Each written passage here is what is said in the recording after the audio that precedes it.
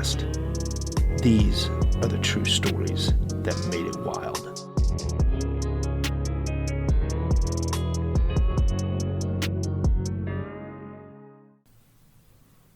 Welcome to the third episode of the Mad Wild West podcast.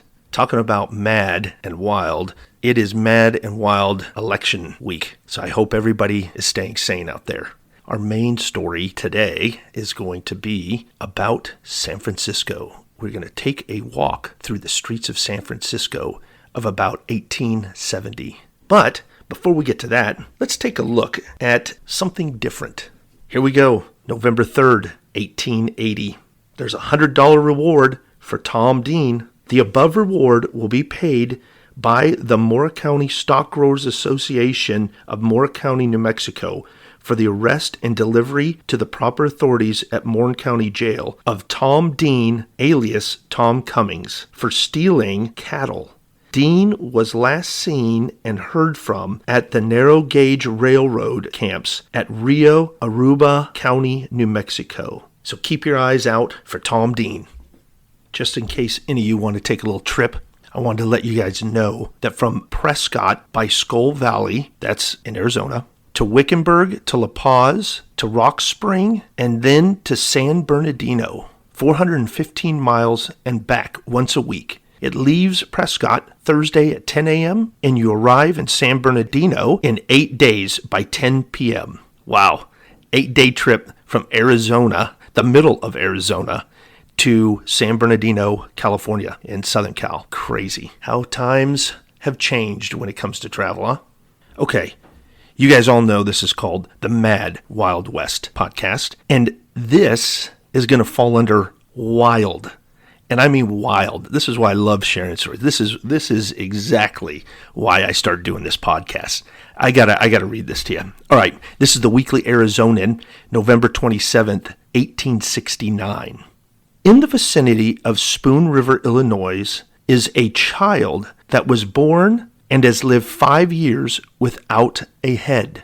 The mother is a widow of a soldier formerly living in Marshall County, who enlisted in the 65th or Scotch Regiment and was killed at the Battle of Lexington, Missouri. She was standing beside her husband during an engagement when a cannonball carried his head completely away from his body, and his body falling into her arms and covering her with blood.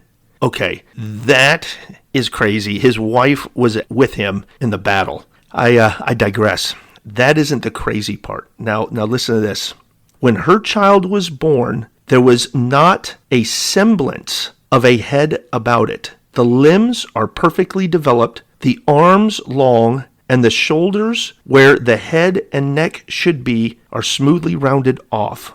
But the most surprising thing of all is that the face is situated on the breast. Of course, there being no neck, the power of turning the head is wanting, except as the whole body is moved. But this difficulty is overcome by the singular faculty it possesses of turning its eyes in their sockets, enabling it to see quite as well on either side. The upper portion of the body is as white as the purest Caucasian. From the waist down, it is blood red. This strange creature, now an active boy of 5 years, as if to compensate for his deformity, possesses the most clear and bird-like tones ever listened to, singing with singular correctness everything it may hear, and its voice, at this early age, accomplishes 2 octaves easily. All right, I warned you, it's getting wild. One that fits under the wild side. Here we go. Horseshoe Bend, October 4th, 1869. I beg to inform you that we have the devil corralled. Curtis was ground sluicing in Bob McGee's garden. We washed him out, horns and jaw. We have not as of yet found the cloven foot or tail, but we have got its upper jaw with 8 double teeth on each side, weighing about 150 pounds, 2 horns attached, but unfortunately broke them in 3 pieces in getting them out of the bed of hard cement. The horns are either ivory or bone, very much decomposed. It must have been a very large brute. Around him, we also washed out 30 skulls of Indians. I intend writing to a scientific paper to ascertain what sort of animal he could have been. Should you come to Coulterville, I think it would be worth seeing. We are informed by other parties who have seen the remains that the horns look to have been about 8 feet long each and are as large as a man's thigh around. The upper jaw of the animal only was found, and having front teeth, of course, could not have been an animal of the cow species. A great many of the bones were washed away before attention was attracted to them. Man, dude, that's literally some kind of wild beast, a big beast, but 30 skulls around it, that is scary. And that, my friends, is wild. So in a lot of these newspapers, they actually have a section in there, almost like a Facebook or whatever, just quick posts that people can write in and post things. And then they just have some general information in there, just kind of goes through. And here's a couple of them that was interesting to me. This says, Muhammad Ali, by the wise foresight in planting 20 million trees in the upper province of Egypt and near the deltas, has increased the rainfall in these districts tenfold. Kind of interesting that they would have that in a Western newspaper back then, but kind of cool.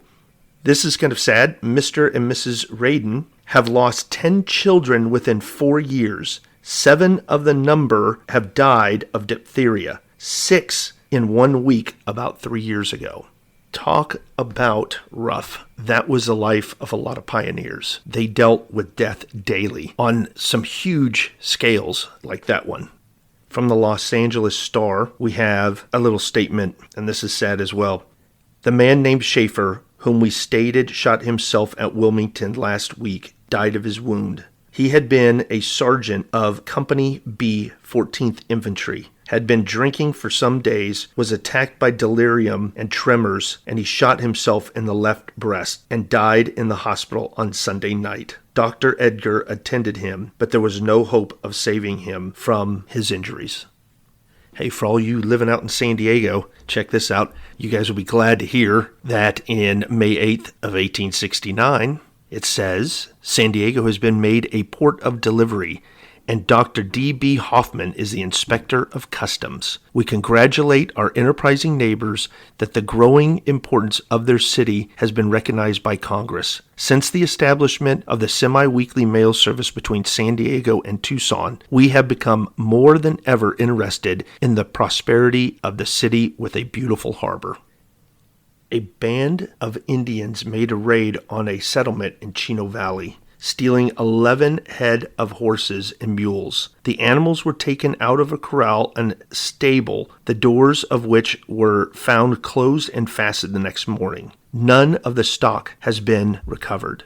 One day last week, while T.W. Boggs and John McMahon were en route from Big Bug to Lower Agua Frio, they were fired upon by 2 Indians lying in ambush a few paces from the road. The boys escaped unharmed and at once returning the fire brought down one of them, capturing a sharp rifle, ammunition, buckskins, and other trophies. The scalp, a good big one, was presented to Governor Safford.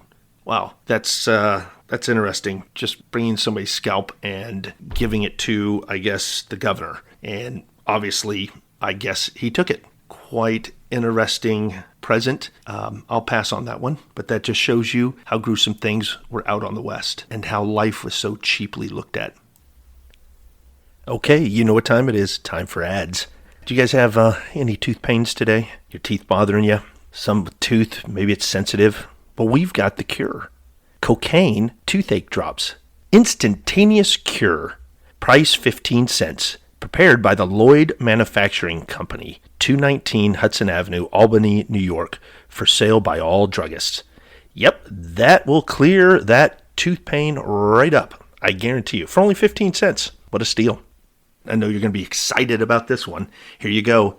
I know this is going to be something to bring home to the family. An indoor toilet placed in your home, sanitary and odorless, for 10 days.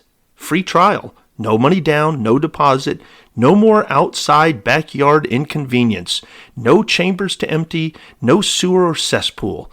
Chemical process dissolves human waste in water. No trouble. Kills disease and germs. Prevents flies, filth, bad odors of an outhouse. A real necessity for old, young, or invalids. Preserves health. Costs 1 cent a week to operate per person. Place in any room, hall, or closet. No trouble to install, guaranteed. Sanitary and odorless. Endorsed by thousands of users, doctors, sanitary experts, health boards, etc. Send today for free trial offer and literature. Kenawar Cabinet Company. Wow. How would you like to open up a closet and just see this toilet? I wish I could show it to you guys. It is pretty rudimentary. I don't think it's going to be very comfortable. Watch out for splinters too. That's one thing I'd worry about. Maybe you got a little cough. I'm going to clear my throat for this one just to prepare. Here we go. The sum of clinical experience designates glycoheroin respiratory sedative superior in all aspects to the preservation of opium, morphine, codeine, and other narcotics. Glycoheroin is devoid of the toxic or depressing effects which characterize the latter when given in doses sufficient to reduce the reflex irritability of the bronchial tube. The problem has been solved. Glycoheroin. The results attained with glycoheroin in the alleviation and cure of cough are tested by numerous clinical studies that have appeared in the medical journals within the past few years. Scientifically compounded, scientifically conceived, glycoheroin simply stands upon its merits. Wow, that will definitely cure your cough, folks. That's all you need. Trust me, it says it right here. It's not going to have all those other toxic and depressing effects like opium, morphine, codeine, and other narcotics. So go ahead, you can trust glycoheroin for your cough. That's a little wild and a little mad. It'll make you mad. Mad Wild West advertisements. In episode 2, we kind of focused on the bitters. Right now, I'm going to focus on tablets. Are you ready? Only for 25 cents. 25 cents. You can get a box of ox blood tablets. Cure for rheumatism, nervousness, indigestion. The greatest fresh producer of the age. Rounds out the figure and gives strength to the whole system. Creates new energy, strengthens the nerves, restores the healthy complexion of youth, and makes life worth living. Thin people gain 10 pounds a month. Ox blood tablets have been advertised in the national magazine for the last 5 years. Thousands have been cured by them. You have probably read this ad every month during that period and are still in poor health. Little is gained from using samples. We know that a full box will be of great benefit to anyone who is in poor health or wishes to gain in the flesh. On receipt of 25 cents in stamps, we will send by mail in plain sealed package one regular size $1 box of tablets. This offer is only for the first box and those who have never tried the tablets. W.A. Henderson Drug Company. There you go. That's what we all need. Ox blood tablets. If there's any medical professionals listening, I don't know how you guys lost this technology. I mean, it seems to cure everything. So I beg you, if you're a doctor, nurse, medical professional, I think you need to look into this and maybe start this back up, because right here, it's in writing. It cures everything. I'm sure it's no snake oil, because they wouldn't do that in the Wild West. Never, ever try to take you for something. All right, one last one. This is important. The Kaiser Mustache Trainer. And this is hilarious. It has a before picture and after. It has this guy with a droopy mustache, and then in the middle he's got this, it looks almost like he's got a huge Band-Aid with strings that go around his ear, and it pulls up his mustache. And then, of course, on the right, it has his big handlebar mustache. And underneath it says, nice, well-trained mustache. So here's what it says. Use this wonderful trainer. Worn 5 minutes in the morning, trains any mustache for all day to the shape desired, and permanently after using a few times, assuring comfort and improved appearance. It will be found that nearly all gentlemen with nice and well-trained mustaches use one of these Kaiser trainers. It overcomes every objectionable feature of a mustache. We'll send to any address on receipt of 50 cents. There you go. If your mustache is lazy, go ahead and send your 50 cents, and you can have a Kaiser mustache trainer. How is that? I guess in the Wild West, that was important. Your mustache was a big social statement. So better get it trained. You want to look like the guy on the right, not the guy on the left. I'm just telling you. I know you guys can't see it. I'm just warning you. You want this Kaiser mustache trainer for 50 cents. Good luck. Somebody needs to bring that one back too. We have arrived at the point of the main story time. So today's main story is a description given by a gentleman in about the 1870s of San Francisco. He had moved there just recently, and a friend of his had another friend that was a police officer. And so that police officer took him and the other guy around the city one night on a weekend. And man, let me tell you, I love San Francisco, but in the 1870s, I wouldn't want to be down there. Not at least the area they went to. They went to the roughest areas of San Francisco. So you may think, well, what's big deal about a description of San Francisco? It is a little bit lengthy, but man, what they see, it is definitely the Mad Wild West. And the reason I picked this story is because really San Francisco was the gateway to the West with the 1849 gold rush. So I thought it was appropriate that we take a walk down this city during the gold rush times or just after the gold rush times, because San Francisco is synonymous with gold fever, and it really, really helped create the Mad Wild West. Every city on earth has its special vice and crime, its running ulcer or moral cancer, which it would hide from the gaze of mankind. London has its St. Galles, New York its 5 Points, and each of the other Atlantic and Western cities its particular plague, spot, and curse. It is even asserted that there are certain localities in Chicago where vice prevails to a greater extent in life, virtue, and property, and less secure than others.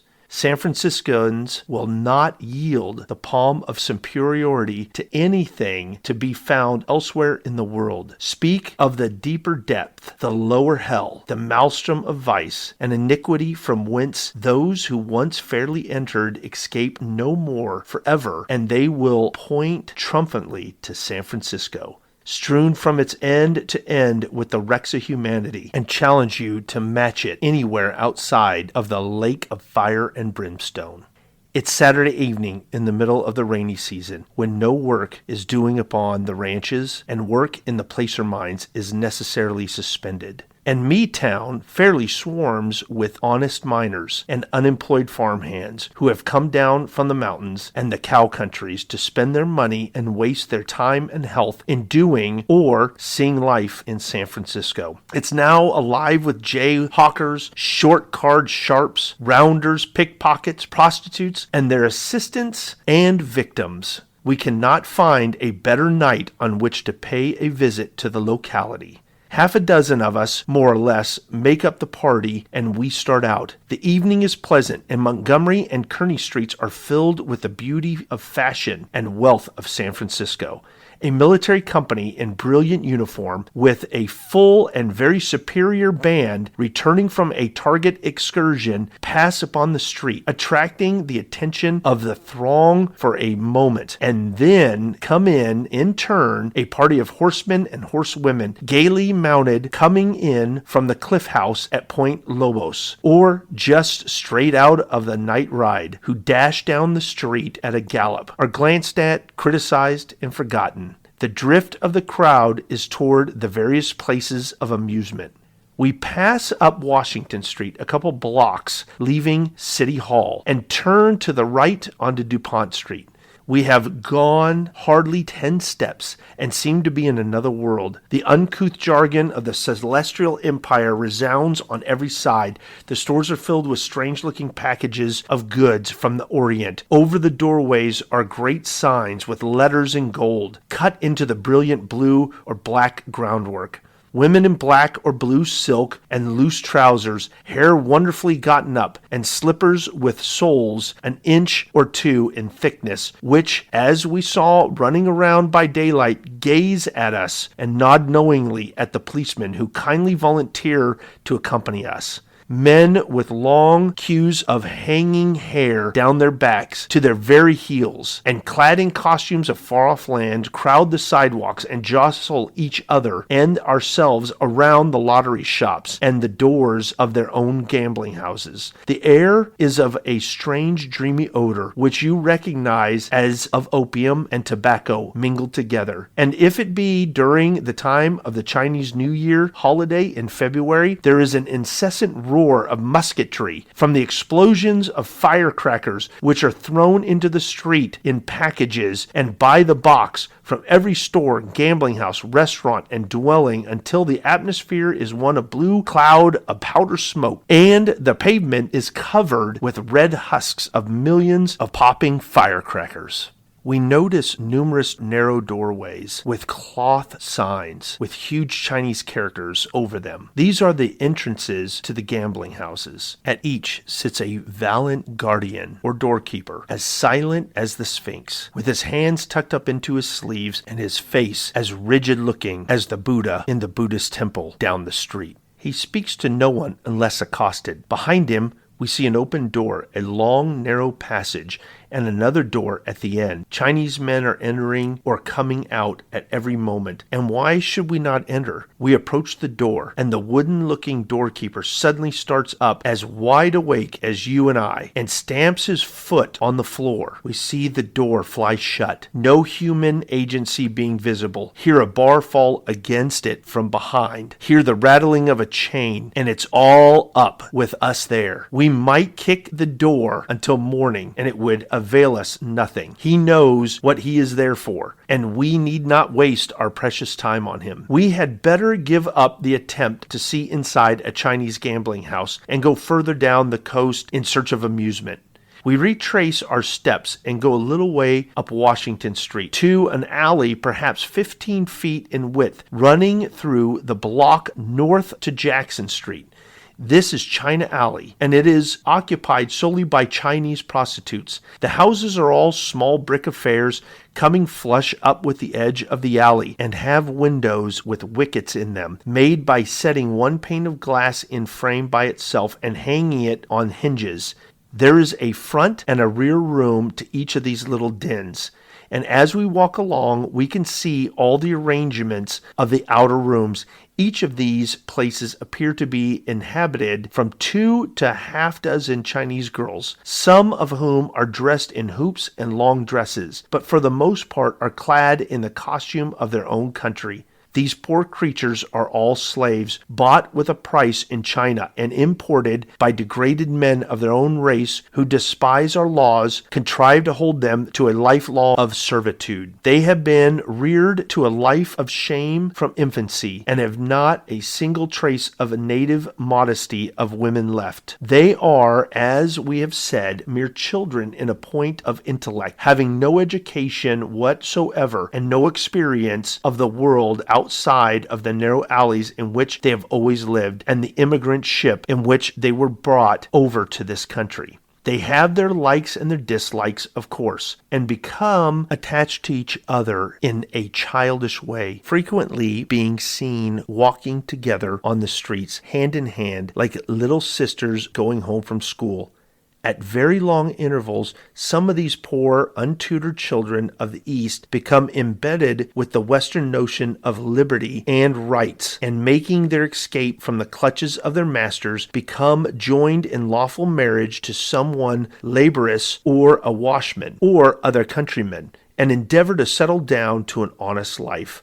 But their chances of escaping kidnapping and being dragged away to some distant locality, beaten, and reduced again to prostitution and slavery are very slim indeed. The owner in such cases has always a personal grudge as well as a loss to urge him on to vindictive measures, and he will willingly spend 10 times the value of his escapee to get her back again and have his revenge. Besides, the safety of this particular institution demands that the most rigorous measures should be taken in every case. As an example, to turn others from following in the same vicious course, the girls cost $40 each in Canton, but are valued here at about $400.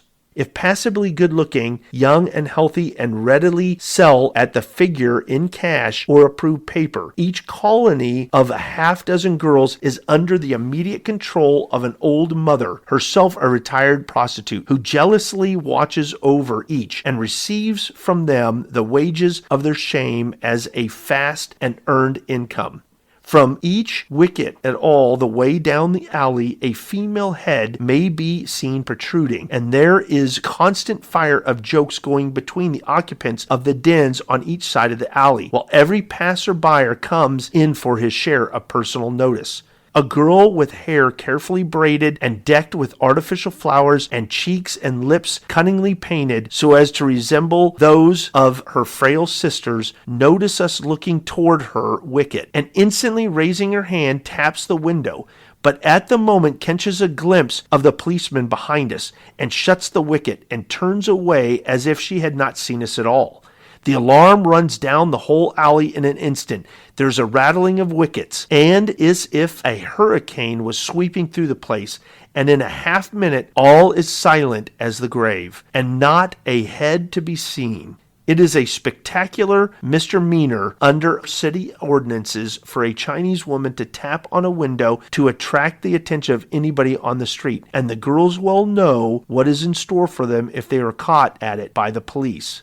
We go down to Pacific Street, the roughest of the streets on the Barbary Coast. The whole street for half-dozen blocks is literally swarming with scum of creation. Every land under the sun has contributed toward making up the crowd of loafers, thieves, low gamblers, jayhawkers, dirty, filthy, degraded, hopeless bummers, and the unsophisticated greenhorns from the mines or from the eastern states, who drawn here by the curiosity or lured on by specific falsehoods told to them by pretended friends met on the ocean or river steamers, are looked upon as legitimate prey for all the rest. The number of prematurely old young men, mere boys in years, but centurions in vice and crime, sallow, wrinkled, pimpled, dirty, stoop-shouldered, disgusting in language and action, who drift upon and down the coast as we stand looking on, astonishes you. They seem to make up the bulk of the passerbys on the sidewalk. You've never seen this class of fellow even in this locality by day. They seem to shun the light of sun and only crawl forth at night to feast on unclean things and fatten on rottenness and corruption. 3 men come up the street as we stand on the sidewalk, looking and listening, and 2 of them eye our friend the policeman uneasily as they pass. These 2 are unmistakably of Algerian pirate class, and the third evidently a middle-aged greenhorn from the mining country. The officer comprehends the situation at a glance, and stepping forward says empathetically, "Look here, Jack, I told you once before to get out of the jayhawking business and not let me catch you on the coast ever again. And you, cockeye, when did you come back from over the bay? I'll bag you both. As sure as I'm living, man, if I catch either of you on my beat again, you can go this time, but cuss me if it ain't your last chance, and do not let me see you again." The young fellows sink away without a word, like renegade caught in the act of killing sheep, and the officer addresses himself to the intended victim. "Look here, old fellow, these fellows pick you up at the wharf or around the wharf and pretend that they used to know you at home. They are 2 state prison thieves and would have robbed you before daylight for sure. Now go back to your hotel and put your money in the safe and go to bed, or I'll lock you up for a drunk. Do you hear?" The countryman stares for a moment with blank astonishment, and then, with many thanks, tells the officer just what he had already told him, and leaves the Barbary Coast in all haste. "Do you want to see what they are doing in these places?" says the officer.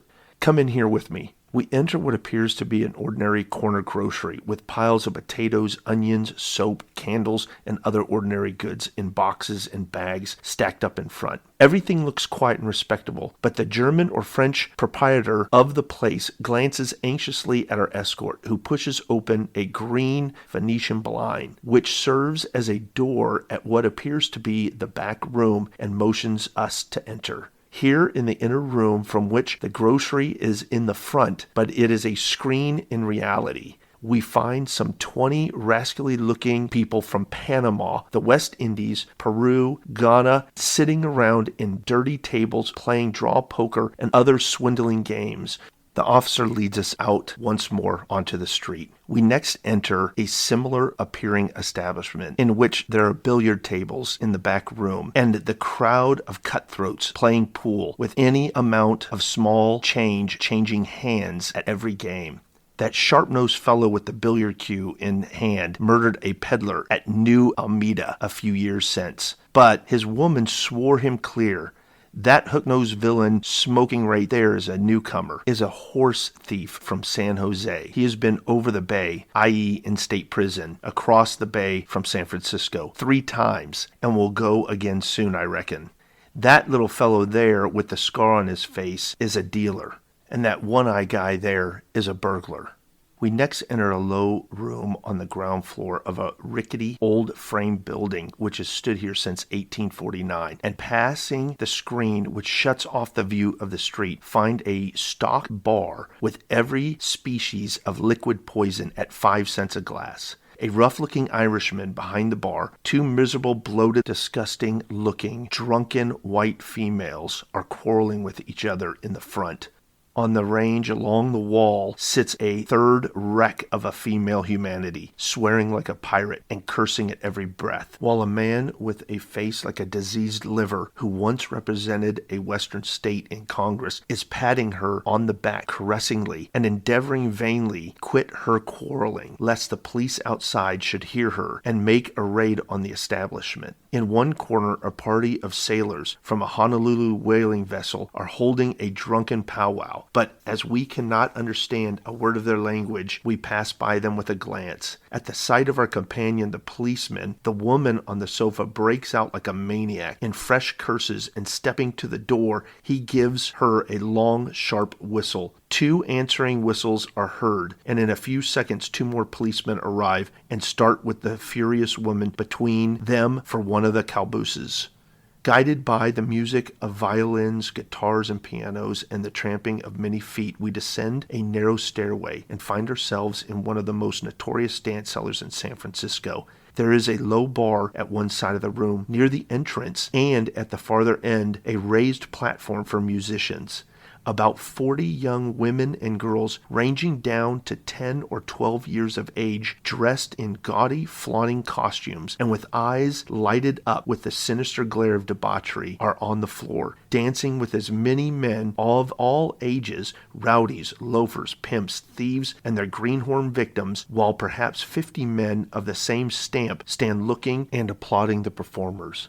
The room is blue with tobacco smoke and reeking with the fumes of the vilest whiskey. 6 men, or overgrown boys, are sitting or lying on the floor in various stages of inebriation, but they are unnoticed by the other occupants of the place. Every time a man takes a partner from the dance, he pays 50 cents, half of which goes to the establishment and half to the girl. And at the close of each dance, generally he takes her to the bar and treats her.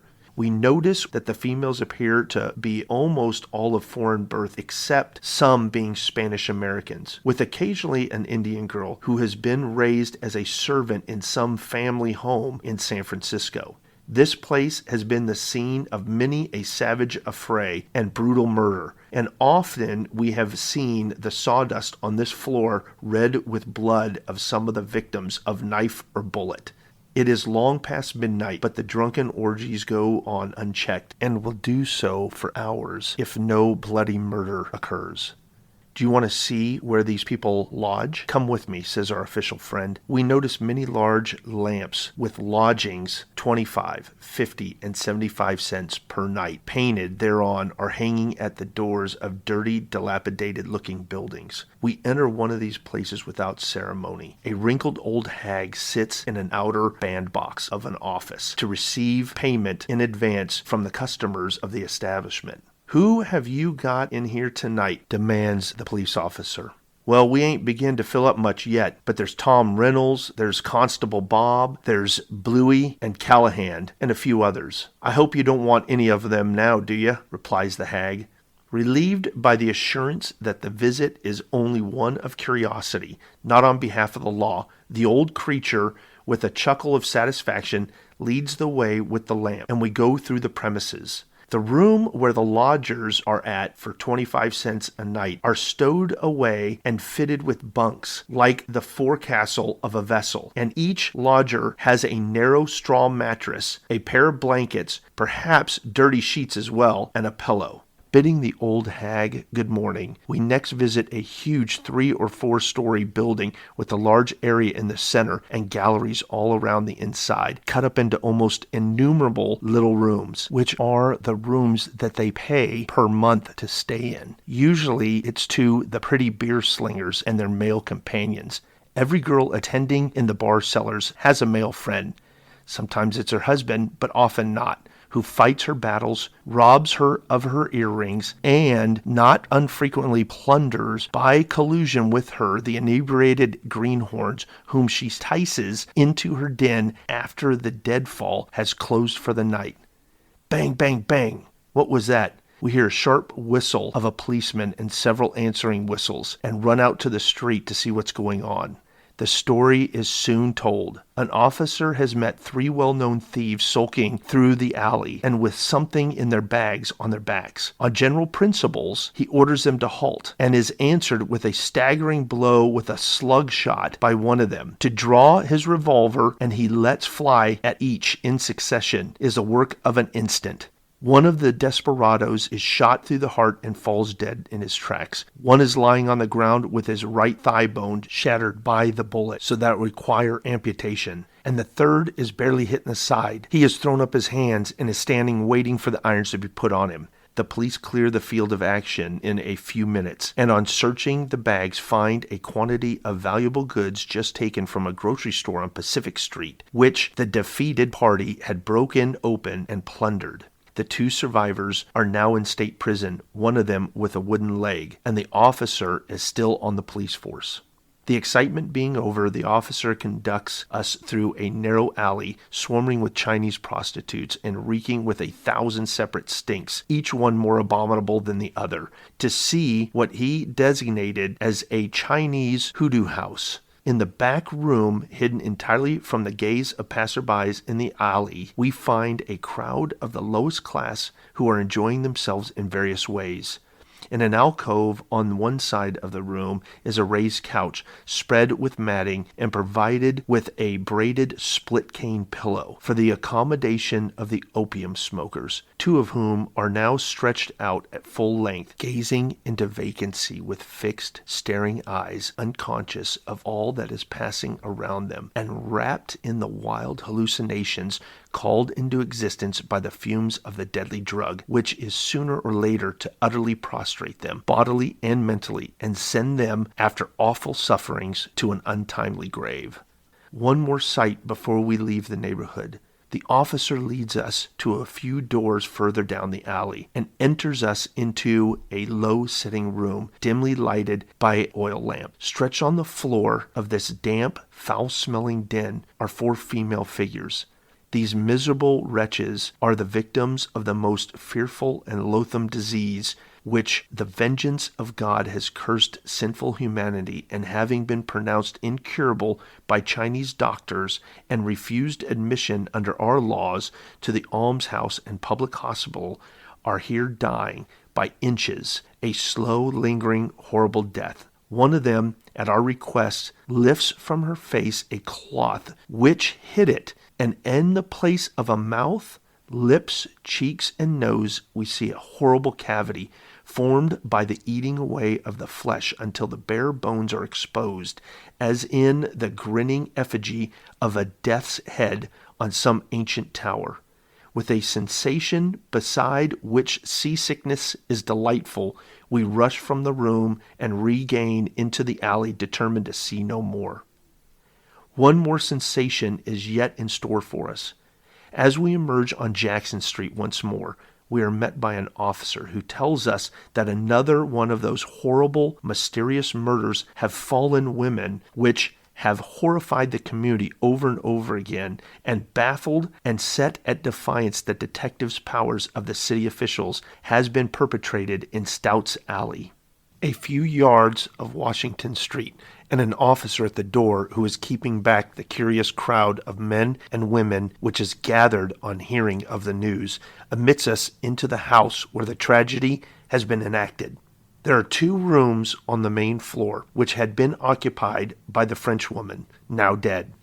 In the front one is a bed luxuriously furnished, a bureau, wardrobe, table, etc. And in the back room is a washstand, a stove, and some cooking utensils and crockery.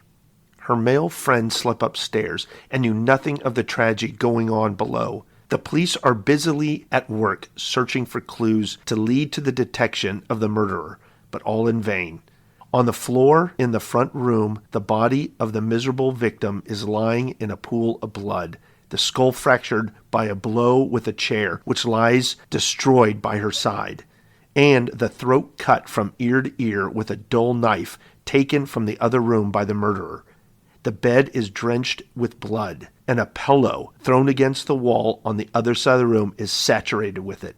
It is evident that the murderer arose from her side while she slept, dealt her a stunning blow with the chair, then ran into the room and got the knife. On returning, he found her standing up on the floor, she having staggered to her feet and endeavored to make her way to the door, probably with some dim, undefined, indistinctive impulse to call for assistance. He had then got her down upon the floor, stifled her voice with the pillow, and finished the work with the knife. He has then risen, searched her trunk and bureau drawers for money and valuables, felt his way into the back room, and there washed his hands and face, wiping the bloody water off them on the towel, dressed himself, and then coolly departed. This much can be inferred by the marks of blood on the wall, the bloody hands upon the clothing in the trunk and the bureau, and on the lace curtains and in the middle of the floor. But all else is idle conjecture, and the murderer carries the secret with him to the grave, despite the efforts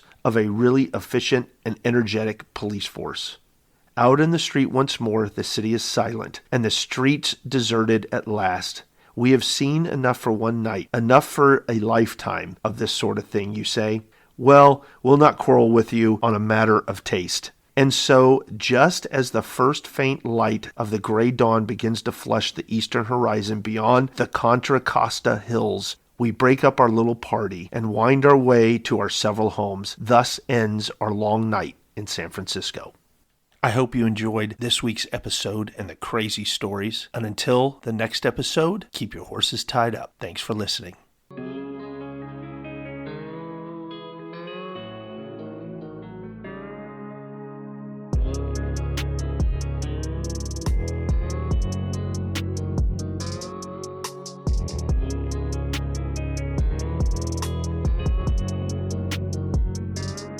The Mad Wild West Podcast. These are the true stories that made